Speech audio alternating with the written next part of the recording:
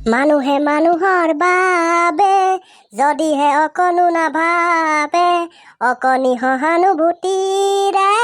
ভাবিব কোনে নোকোৱা সমনীয়া মানুহে মানুহৰ বাবে মানুহে মানুহক বেচিব খুজি মানুহে মানুহক কিনিব খুজি পুৰণি ইতিহাস দোহাৰিলে ভুল জানো নহ'ব কোৱা সমনীয়া মানুহে মানুহৰ বাবে গুড মৰ্ণিং ছাৰ তই পাগল হোৱা নাইতো ছাৰ অহাই নাই গুড মৰ্ণিং বুলি কলিয়ে যে গৈছো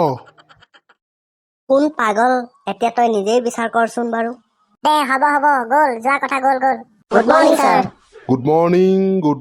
গুড মৰ্ণিং অ' ছাৰ আপুনি কওকচোন যদি আমাৰ এইটো স্কুল নহয় টিভি চেনেল নাইবা নিউজ চেনেল হ'লহেঁতেন তেন্তে এইকেইদিনৰ মুখ্য বাতৰি কি হ'লহেঁতেন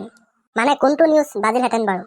আমি তেতিয়া বিচাৰ কৰিলোহেঁতেন টপ লিষ্টত কোনটো নিউজ বাজিলেহেঁতেন যেতিয়া এইটো আমাৰ নিউজ চেনেল হ'লহেঁতেন এনেই তোৰ মতে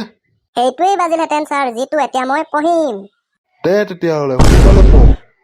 নগাঁৱৰ মৰিক কলং আৰক্ষী কৰ্মৰত SI জোনমণি ৰাভা আৰু আমাৰ মাজত নাই নিশা প্ৰায় 1:30মান বজাত জখলাবন্ধাত সংঘটিত হয় এটা ভয়ংকৰ পথ দুৰ্ঘটনা আৰু সেই পথ দুৰ্ঘটনাতে থিতাতে নিহত হয় SI জোনমণি ৰাভা হয় দুদিনমানৰ আগলৈকে সকলোৰে মুখে মুখে প্ৰচলিত আছিল SI জোনমণি ৰাভা নাম আৰু হঠাৎ সংঘটিত হোৱা এনে এক ভয়ংকৰ দুৰ্ঘটনাই এতিয়া সমগ্ৰ অসমতে চাঞ্চল্যৰ সৃষ্টি কৰিছে কান্দিছে জোনমণি ৰাভাৰ পৰিয়ালে আৰু অসমৰ ৰাইজে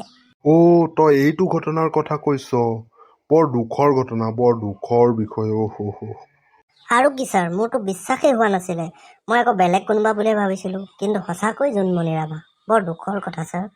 ৰাতি 1:30মান বজাত বোলে জোনমণি ৰাভা মেডামে অকলে গাড়ী চলাই গৈ আছিল সিফালৰ পৰা কণ্টেনাৰ তাকে খুন্দা মাৰি দিলে এয়া ছাৰ কিবা পূৰ্ব পৰিকল্পিত প্লেনিং নেকি বাৰু সঁচাই পথ দুৰ্ঘটনা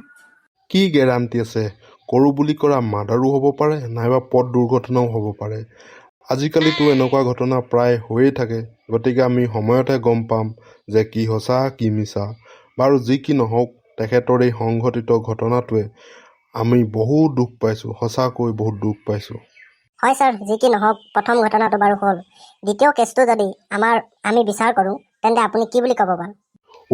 প্ৰথম বাতৰিটো বাৰু এইটো আছিলে দ্বিতীয়তে মই ধৰিব পৰা নাই শুনিব নেকি ছাৰ কিয় নুশুনিম শুনা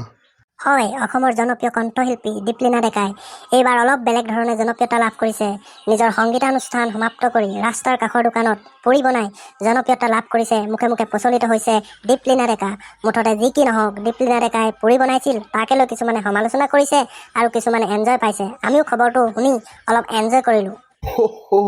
এইটো কথা মই দেখিছোঁ যে ফেচবুকত নে কিহত দেখিছোঁ আৰু